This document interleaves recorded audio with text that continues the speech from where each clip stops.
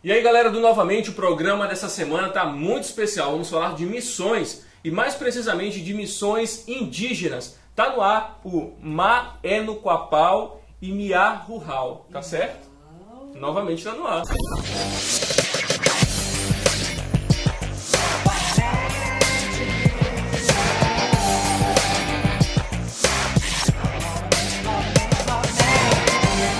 E o nosso sofá hoje está cheio porque a gente tem muitos convidados para falar sobre esse assunto. Estou aqui com o missionário Pedro Melo. Pedro, obrigado por aceitar nosso convite, estar aqui com a gente, viu? É um prazer imenso, Davi. Também a missionária Francisca Oliveira. Obrigado, missionário, por ter vindo também participar com a gente. E as nossas convidadas especiais, a Soraya e a Naraí. Muito obrigado por vocês terem vindo, viu? Sejam bem-vindas, fiquem à vontade. Pedro, o Pedro é o presidente da Missão Etnos, que faz missões há mais ou menos 4 anos. Pedro, o que é isso na tua vida, assim, esse chamado forte, você abrir mão de todas as outras coisas para seguir isso e estar à frente de um trabalho como esse da Etnos? Como é que foi isso? Isso aí tem mais ou menos 20 anos, né? Então meus 18, 19 anos, né, quando eu aceitei a Jesus, eu senti essa vontade de me envolver mais com a obra, né? Evangelismo, como todo e qualquer cristão, né? Na primeira fase do primeiro amor. Quer converter todo mundo. Quer converter todo mundo, né? E em um desses momentos nós tivemos um sonho, né? Eu tive um sonho em que Deus falou comigo, né? Busque uma alma, eu te darei outra. E na época muito confuso, não entendi, conversei com os irmãos da igreja e o tempo foi passando, então a gente começou a ouvir falar de missões, né? Participei de uma conferência missionária na época na Assembleia de Deus ali no Templo Central aqui em São Luís do Maranhão, e lá eu recebi o meu chamado. Mas uma coisa é você receber o chamado, outra coisa é saber o que vai acontecer depois, e eu não sabia, né? E então durante esse tempo a gente começou a participar dos trabalhos de evangelismo e a gente pediu orientação ao Senhor, né? Então a gente foi começando a entender a definição do propósito, né? Porque missões não nasce de uma hora para outra na vida de uma pessoa. Ela é construída. Então ela é construída à base de um trabalho local. Então a gente começou a fazer o trabalho local e com o tempo Deus nos chamou para a obra missionária. E hoje, assim, Davi, hoje representa tudo na minha vida, né? Porque eu sou empresário, né? Tenho uma empresa, a Zoe, mas o meu foco de vida como pessoa é a obra missionária, né? Então, assim, hoje eu posso perder a empresa, mas o mais importante é estar fazendo a vontade de Deus. E ele tem um filho, a esposa dele envolvida com missões, que não é a irmã Francisca, está aqui do lado dele, mas não é ela que é a esposa dele. Uhum. E teu filho mais velho está com quantos anos? Sim, 3 anos. 3 anos, e desde a barriga da mãe também faz missões, daqui a pouco a gente vai falar disso, né, Pedro? Isso. A família toda envolveu. Missionária Francisca, você também deixou o trabalho, deixou tudo para seguir esse chamado. É loucura para os outros isso, não é? Pois é. Mas é isso, então já é bíblico mesmo, né? Que essas coisas acontecem e a gente não entende, para as pessoas normais é loucura. Mas eu estou aí e isso foi a melhor coisa que aconteceu na minha vida. Pedro, a Naraí e a Soraya são frutos de um trabalho missionário. Hoje vocês têm trabalho com missões também em outros países, mas aqui no Maranhão, mais especificamente perto da gente, em tribos, eu peguei aqui o nome e você vai me explicar isso: aldeia, tribo e reserva. Reserva Canabrava, aldeia Dois Irmãos, tribo Guajajara. Explica pra gente como que é essa divisão. É interessante, né? Porque algumas pessoas pensam que toda aldeia é uma tribo. E não é assim, né? Então, aqui no Maranhão existem várias reservas. Onde trabalhamos é a Reserva Canabrava, que tem a administração de 2 municípios, Genipapo dos Vieiras e a cidade de Grajaú. Então, a área da reserva onde trabalhamos pertence a Genipapo dos Vieiras. E ali mora um grupo de pessoas, formado por uma mesma família, vamos dizer assim, né? Então esse grupo de pessoas da mesma família chama-se tribo. Então é a tribo Guajajara. Ao lado deles mora um outro grupo de pessoas que são os Canelas. Então tribo Canelas, cada uma com a sua língua, com a sua cultura, né? E dentro das tribos elas se dividem em famílias, que aí se formam-se as aldeias. As aldeias podem ser compostas por uma casa, por uma família, ou por 10, 20 famílias, independente. Então a família decide criar uma aldeia e quem quiser morar com eles, então vai morar naquela aldeia ali. E se o líder, se o marido for índio, ele é o cacique. Mas se ele for um branco e a esposa dele, claro, ser índia, ela é a cacique.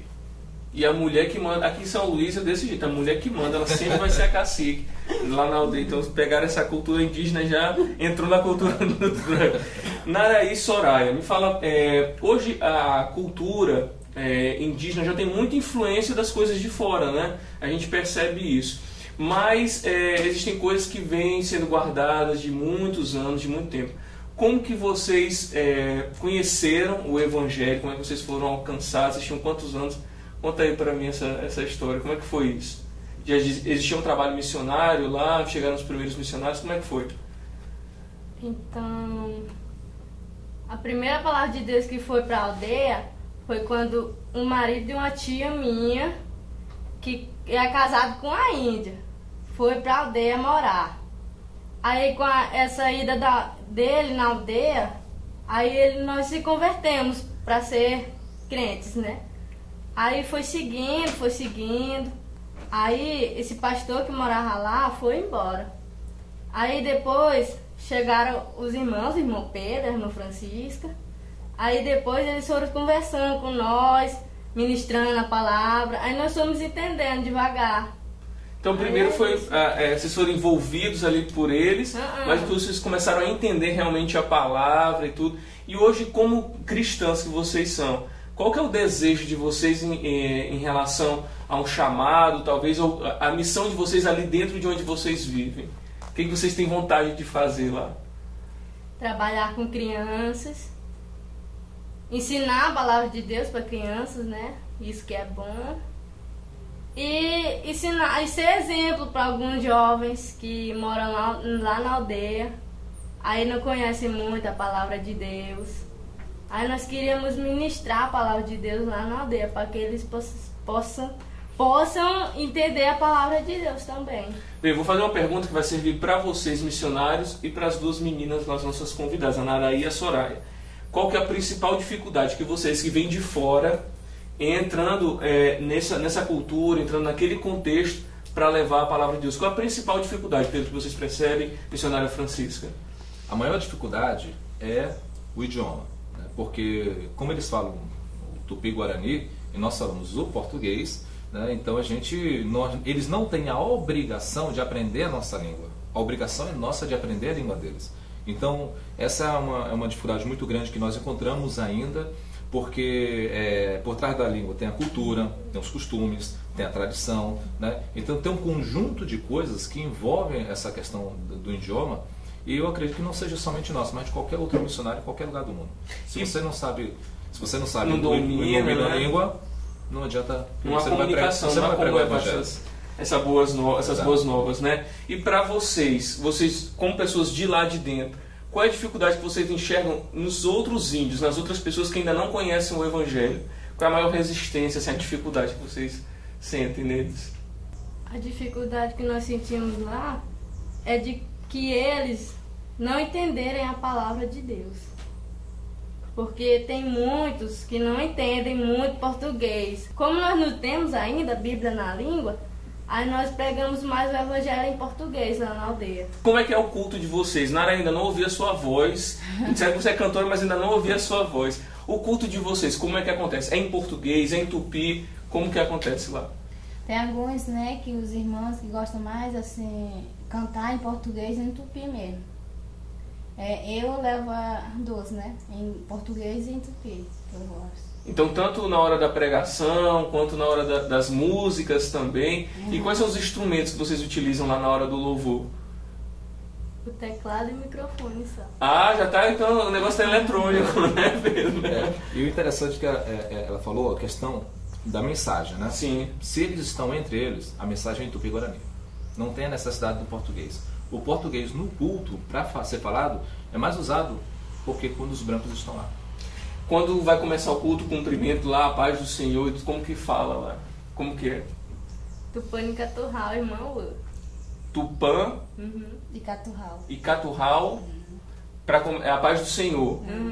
E amém, amém, em qualquer lugar, né? Exatamente. Aleluia também. E como é que vocês glorificam a Deus, por exemplo? Exaltando alguma coisa, glória a Deus, ou algum elogio para Deus, vamos dizer assim. Necatua Runetupano. Como é tradução, né? Tradução, quer dizer o quê? Dá glória a Deus, assim, as exaltações.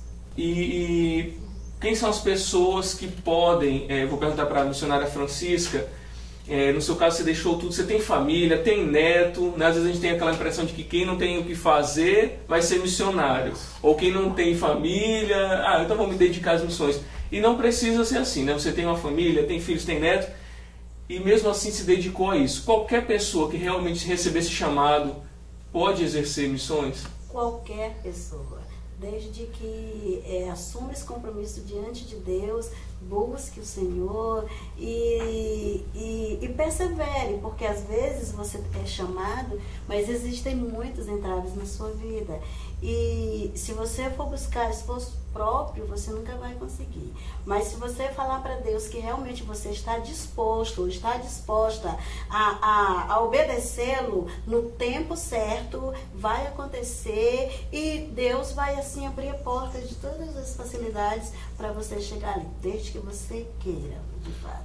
Pedro, dentro da aldeia, dentro das tribos, como que acontece quando tem um choque entre a cultura indígena, suas tradições e o que a Bíblia ensina, o Evangelho? Como é que vocês tratam isso? Bem, imagino que não seja fácil, né? Não é fácil, né? Primeiramente, a gente não deve impor, né? Que a palavra de Deus diz que é o Espírito Santo que convence o homem do pecado, da justiça e do juízo. Então isso é universal, né? Então temos que esperar a ação do próprio Espírito Santo na comunidade. Com a questão da confiança, a palavra confiança é muito importante. Então você vai estar numa comunidade, com o tempo você vai estar evangelizando, falando da palavra de Deus, mesmo vendo as coisas erradas. O branco, no nosso caso, qual é o nosso trabalho? Trabalhar com o nativo, ensinar a palavra de Deus para o nativo, né, no caso dos Tenterraras, e eles mesmos resolvam essa situação. Essa é a melhor forma. Com certeza. Bem, os assuntos são diversos, infelizmente nosso tempo não dá para a gente tratar tanta coisa. Pedro, eu queria perguntar para você se as pessoas que estão nos assistindo, por exemplo, tiverem o desejo, pelo menos a curiosidade de conhecer como é esse trabalho missionário, conhecer um pouco da cultura de vocês, elas podem ir, a Missão ET nos proporciona isso para as pessoas? Podem e devem ir. Como que faz? É muito simples, né? Primeiramente, entre em contato conosco, né? Nosso telefone é o 8113-6570. Basta entrar em contato com a gente. A gente orienta também que, no caso, a igreja, né, que desejar ir, é importante essa parte. Forma uma equipe, nós vamos à igreja, né, damos um treinamento, fazemos uma prévia, e esse grupo, periodicamente, a gente organiza viagens. Né, como agora nós vamos para o Dia das Crianças, né, vai ter uma ação lá nas Tribos Guajajaras, em janeiro, período de férias. Mas a igreja que decidiu a sua data, reservar a sua data. Olha, nós queremos ir nessa data para as aldeias, pode marcar, entre em contato conosco, nós vamos à igreja, damos o treinamento. Quando eles forem à reserva Guajajara, lá já tem local para hospedagem, né? Claro que vai ser cobrada a questão da alimentação, né? Uma taxa muito pequena, então já inclui hospedagem, alimentação, café da manhã, almoço, janta, translado, enfim, toda uma estrutura que Deus tem nos dado já em Barra do Corda para esse fim. Mas assim, é um espaço aberto. E outra coisa, irmãos, os indígenas amam serem visitados. Vocês gostam que a gente vá lá? Amam e desejam. Então a diretora está sumindo com vamos lá, não vamos? E os indígenas desejam que as igrejas evangélicas os conheçam. Porque existe uma má imagem que a imprensa, de modo geral, passam dos Tenterraras para nós. E que muitas coisas não é verdade. E um detalhe muito importante: aonde há violência em reservas é porque não há igreja. Isso é um fato. Aonde há igreja, você não ouve falar de violência. E isso que você falou ainda há pouco, não há o respeito, né? Não há esse diálogo e que resulta em violência. Quero agradecer, Pedro, você, a missionária Francisca, a Naraí e a Soraya também, que estiveram aqui com a gente. Eu sei que vocês cantam, vocês vão cantar agora aqui pra gente. Vocês, novamente, obrigado por ter aguentado mais um programa. E a gente volta na próxima semana com mais um tema. E ficou o convite para você conhecer um pouco mais do trabalho missionário e também as aldeias. Você que mora aqui no Maranhão, então uma ótima oportunidade para para exercer missões, você pode ter esse chamado específico, mas todos nós somos chamados para levar o Evangelho. Deus abençoe e até a próxima. Tchau. Eu me emociono com essas coisas, meu amado irmão. Isso é ser crente? Isso é ser servo, isso é ser crente. Isso é levar a palavra enquanto os irmãos ficam feito um banho de ovelha gorda num aprisco. Tem que queimar essas gorduras, meus amados irmãos. E os irmãos querem fazer missão só na Europa, como é que é? O irmão vai fazer missão, vai para as Europa, vai lá para a Espanha. Aí veste aquelas peles de urso. E fica lá tirando foto. Tirar foto assim, tô fazendo missão. Rapaz, tu vai andar